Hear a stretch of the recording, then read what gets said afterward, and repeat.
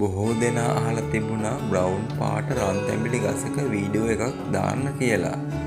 ඒ නිසාම තමයි මම මේ වීඩියෝ එක කරන්න හිතුනේ. සාමාන්‍යයෙන් මේ රන් තැඹිලි ගස හා ගෙඩි විශාලයෙන් යුක්තයි.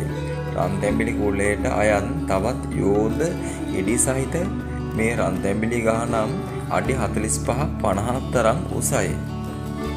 ඒ වගේම තමයි සාමාන්‍ය තැඹිලි ගසකට වඩා වට ප්‍රමාණයෙන්ද ගොඩක් වෙනස්. ඒ වගේම තමයි මේ රන් තැඹිලි වර්ගයට රත්තරන් තැඹිලි, රන් තැඹිලි, ජම්බෝ බ්‍රවුන් ඒ වගේ නම් වලින් ආමන්ත්‍රණය කරනවා. රතී කියලත් මේ වර්ගයට කියනවා.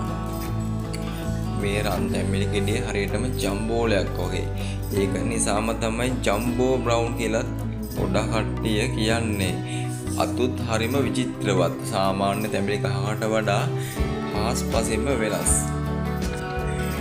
මේ රන් තැඹිලි තෙල් වලින් නොයෙකුත් ආරස්සාවල් කරගන්නවා බොහෝ දෙනා. ඉතින් ඔන්න ඔයාලා කියපු විදිහට මම මේ රන් තැඹිලි ගස ඔයාලට පෙන්නුවා. ඉතින් මෙයාගේ ගෙඩි වලින් තමයි මේ සියලුම පැල මම පැල කරගත්තේ. සාමාන්‍ය තැඹිලි ගහකට වඩා මේ පත්‍රද අති විශාලයි.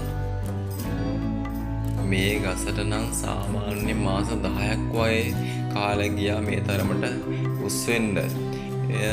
මේ තියෙන්නේ සාමාන්‍ය මෙතන තියෙනවා ග්‍රීන් පාට, බ්‍රවුන් පාට දෙකම තියෙනවා මේ රන් තැඹිලි.